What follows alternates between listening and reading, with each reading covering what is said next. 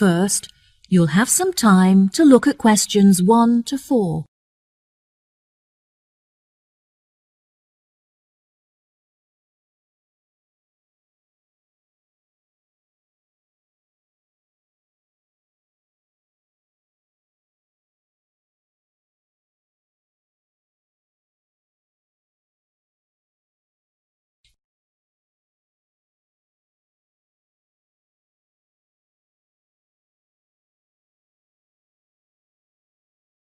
Listen carefully and answer questions 1 to 4. Hello, how can I help you today? Yes, hello. I'm just phoning you as I have seen an advertisement on your website for a property that I'm interested in renting. If possible, I'd like to find out some more information before I organise a viewing. No problem at all. What is the address of the property that you'd like to inquire about? It's 21 North Avenue. Okay, what is it that you'd like to know? First of all, I'd like to know what facilities the office has, as I need to make sure that it'll be suitable for my advertising company. I see. The office contains a large open-plan space with a wide frontage onto a busy street with lots of passers-by, so your business would have a really good street presence. There is also a toilet and newly refurbished kitchen equipped with a dishwasher and oven. Wow, that sounds great. I'd definitely like to register my interest. Okay, perfect. I just need to take some details from you, if that's okay. What is your full name?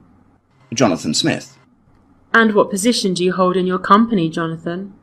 Until recently I was sales manager. However, I've recently been promoted to regional manager, so I'll be in charge of running our new office. Can I ask where the office is located? Yes, of course. It's located downtown, just around the corner from Royal Square Shopping Centre. That's a bit too far out of the centre for my liking. I'd much prefer to be located in close proximity to the station. Do you have any property located in that vicinity? It would help me to narrow down the results if you could tell me how many employees you intend to have working in the office. Our branch is made up of 30 employees, and we'd like some extra space for meetings and presentations. Most average office spaces are around 8,000 square feet, but it sounds like you would need more space than that. I think that 10,000 square feet would be more suitable for your needs. Now, let's see, we have 10 properties that match those criteria, so let's try and narrow it down. Before you hear the rest of the conversation, you have some time to look at questions 5 to 10.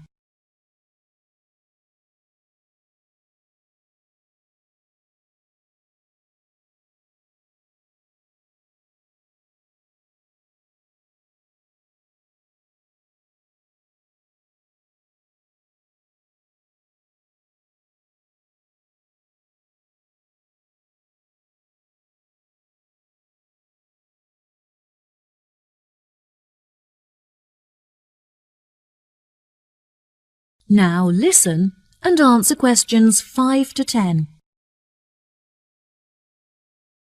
Do you have any other requirements? Well, we'll need access to the office 12 hours a day, but security should be 24-hour. We don't hold any money on the premises, but it's crucial that we protect our customer information against theft. Okay, anything else? Yes, ideally I would prefer the new office to be split over 2 levels, so that the working office area is kept separate from street level. That will enable us to locate a reception at ground floor level to welcome customers when they arrive. And are there any particular facilities that you need? Our employees work very hard throughout the day, and I want to make sure that they're well nourished. It would therefore be ideal if I could provide them with a kitchen to cook hot meals at lunchtime. Would you want the kitchen to be located at first floor level with the office? No, I don't want the office to be filled with the smell of food. It would be better if the new office had a basement where we could locate the kitchen and staff room area to keep it at arm's length from the workspace. Okay, I have now narrowed the search to 2 available properties. Do you have any other requirements that could narrow our search down to 1 result? All of our office staff will be working at desktop computers, so I'll need the office to be equipped with at least 40 power sockets if possible. Anything else? Studies have shown that exercise is very important for maintaining happiness and healthy brain function. In an office environment, it's very difficult to get sufficient daily exercise, so it would be great if they had access to a nearby exercise area. One of the available offices is located next door to a gym. Would this be suitable? Yes, absolutely. A gym is exactly what I was thinking of. Brilliant. Do you need the office to be furnished? I don't think so. I already have some furniture, so I would prefer to bring this myself. That's no problem at all. And before I forget, we will definitely require Wi-Fi access, as much of our work and customer recruitment is carried out online. No problem. It sounds like the property will suit your needs perfectly. I've taken the liberty of booking you a viewing at 3 p.m. on Thursday, so you can see it for yourself. Is there anything else I can help you with today?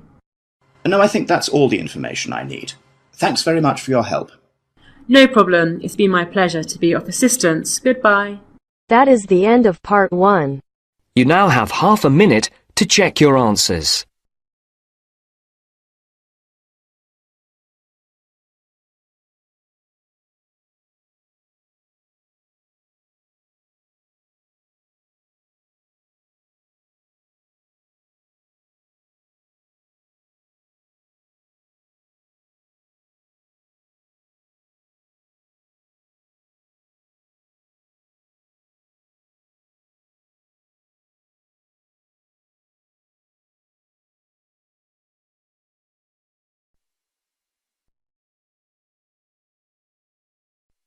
Now turns to part 2. Part 2. You will hear the education officer in a museum giving a talk to school students who are about to start a 1-week work placement in the museum. First, you have some time to look at questions 11 to 15.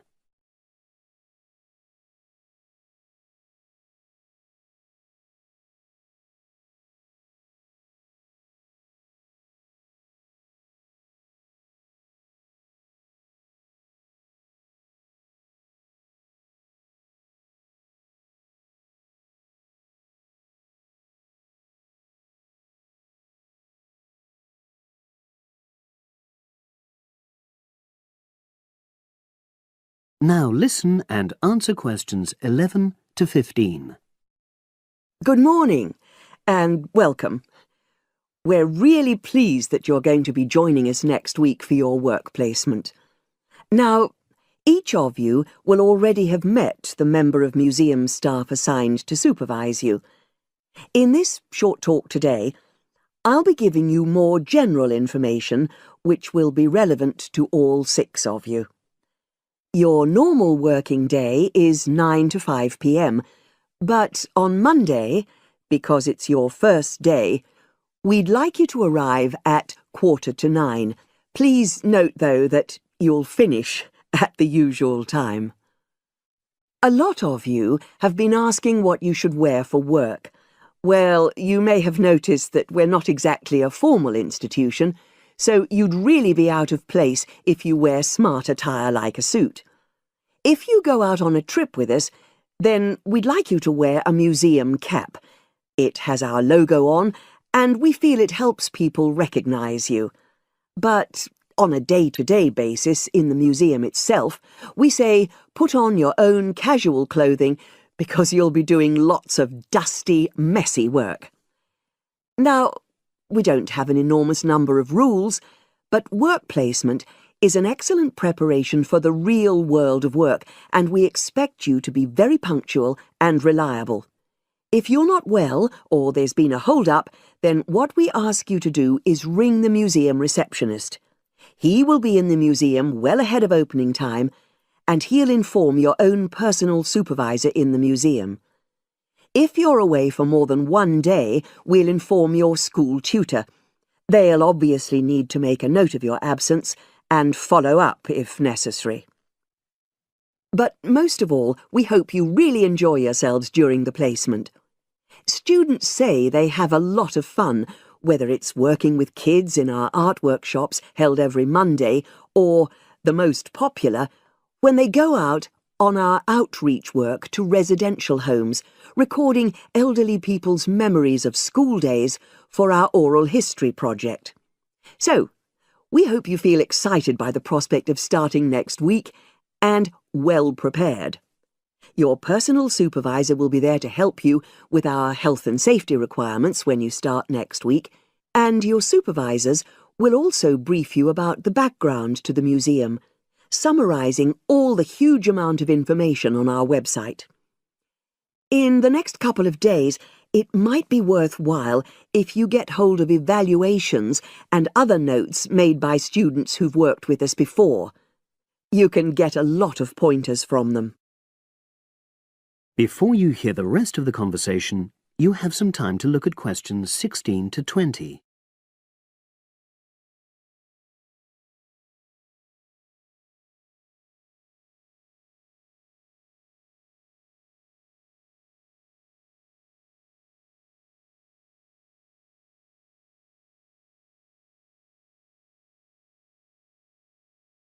Now listen and answer questions 16 to 20.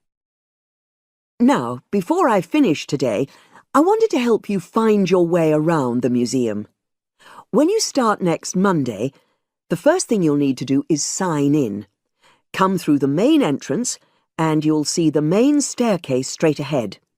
To the right of this is the statue of the horse, and just behind that is a door. Go through that, and that's the sign-in office. Now, on the first day, you'll be working in Gallery 1. You'll find this as follows. In the central courtyard area, close to the entrance, there's a large chest where visitors put donations for the museum. The door just behind that leads to Gallery 1. The workshop you'll be taking part in starts at 11, but if you want to go in earlier, you can get the key and let yourself in. The key box is quite hard to find. Walk behind reception, and it's between the large gallery and the bookshop. I haven't mentioned breaks, lunch, etc. Unfortunately, our cafe's closed at the moment, so your best bet is to bring a packed lunch. We tend to have our sandwiches in the kitchen area. Go round the reception desk and you'll see a small circular cabinet. The door to the kitchen area is just behind that. Now, every day we put up notices about what's happening in the museum. Your supervisor will brief you, but if you want to check up on details, look on our staff notice board. This is in the corner of the play area, at the back, on the wall of Gallery 3. If you have any questions, I'd be happy to help. That is the end of part 2. You now have half a minute to check your answers.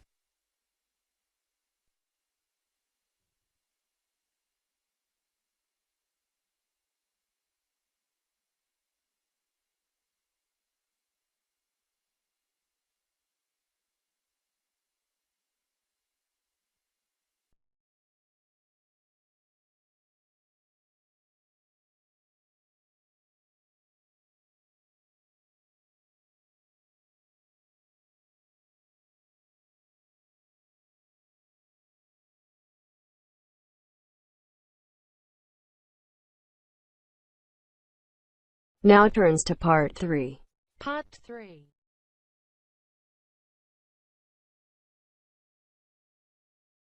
You will hear a discussion between a business student called Marco and his personal tutor about the courses that Marco should take. First, you have some time to look at questions 21 to 23 on page 5.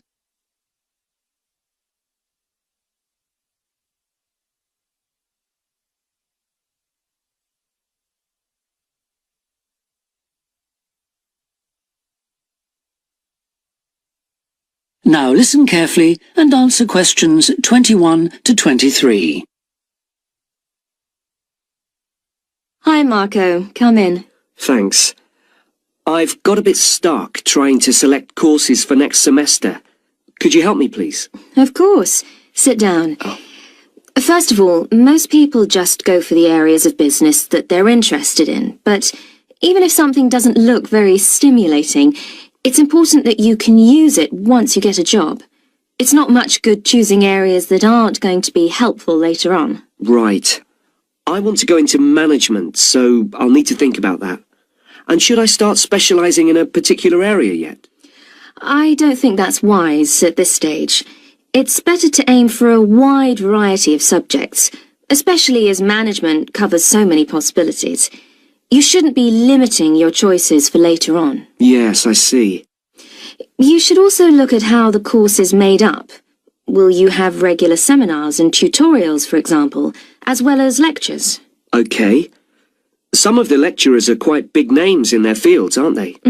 Should I aim to go to their courses? Well, remember that the lecturers who aren't well known may still be very good teachers. I'd say we have a consistently high standard of teaching in this department, so you don't need to worry about it. Before you hear the rest of the discussion, you have some time to look at questions 24 to 30 on pages 5 and 6.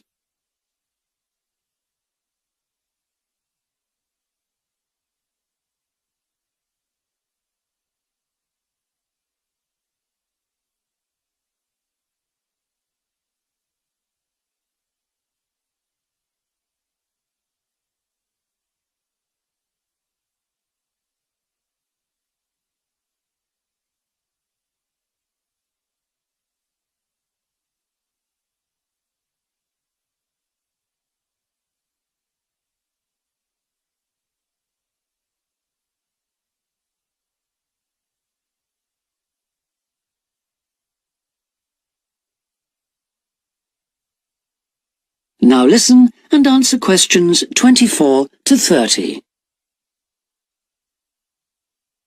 Good. Well, that's a great help. Now, last time we met, you mentioned doing team management, didn't you? That's right. I'm still quite keen on the idea. The trouble is that because of changes in the content of various courses, team management overlaps with the Introduction to Management course you took in your first year. So what you learned from it would be too little for the amount of time you'd have to spend on it. I'll drop that idea then. Have you had a chance to look at the outline I wrote for my finance dissertation? I left it in your pigeonhole last week. Yes. Why exactly do you want to write a dissertation instead of taking the finance modules? It'll be pretty demanding. Well, I'm quite prepared to do the extra work because I'm keen to investigate something in depth, instead of just skating across the surface.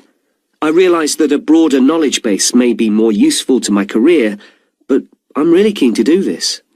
Right.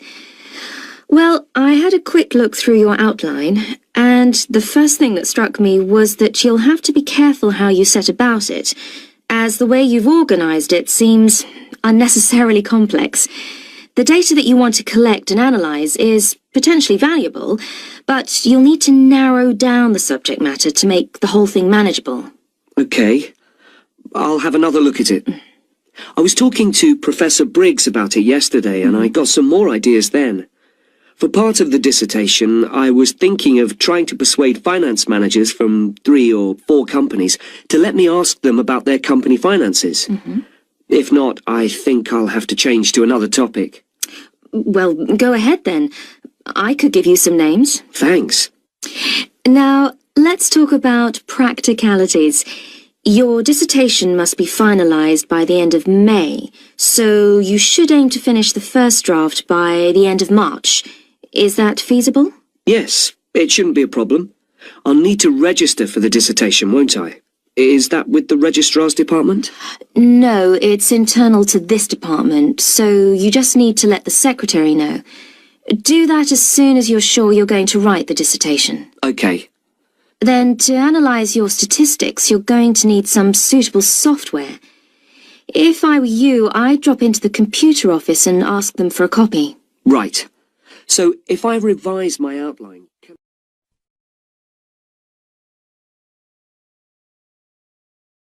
That is the end of part 3. You now have half a minute to check your answers.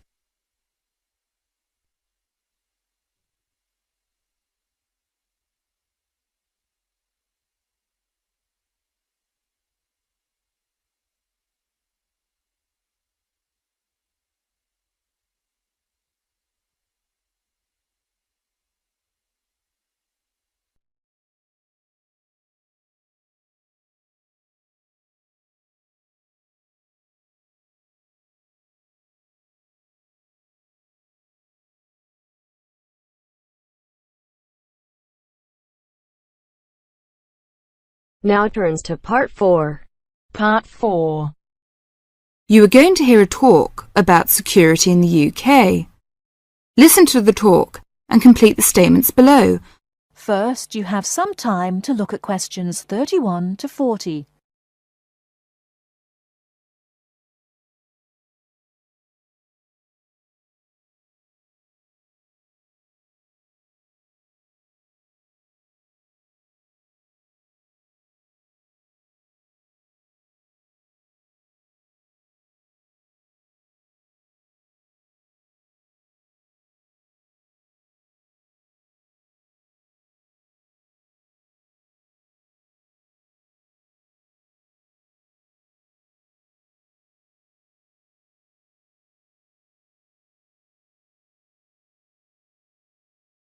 Now, listen carefully and answer questions 31 to 40. In large cities, for instance London, and crowded places such as airports and stations, there is the risk of theft. We do not want you to suffer the distress of losing important documents and valuables as soon as you step onto British soil. So here are some important do's and don'ts. Don't carry more cash than you need for daily expenses. If you stay at a hotel, do ask the manager to keep large sums of cash, documents and valuables in the hotel safe and give you a receipt for them. This is a free service. If cash is stolen, it is very unlikely to be recovered. Do keep separately a note of the serial numbers on your traveller's checks, so if they are lost you can inform your bank. Do take particular care of bank and credit cards. Do carry wallets and purses in an inside pocket or a handbag. Don't ever leave a bag unattended and make sure it is securely fastened when you are carrying it. Do carry jewellery and valuables such as cameras, radios and typewriters on you or with you and keep a note of any serial numbers. Do take special care of your passport, travel tickets and other important documents. Documents are at risk particularly at airports and stations where it is obvious that most people will be carrying them. Do make a note and keep it in a safe place of the number of your passport, its date and place of issue. This makes replacement easier if you are unlucky enough to lose it. If you don't want to carry heavy luggage around with you, you can leave it in a luggage office at most large stations and pick it up later. Keep the receipt so that you can reclaim your luggage. Check the opening hours or you may find your luggage locked away when you need it again.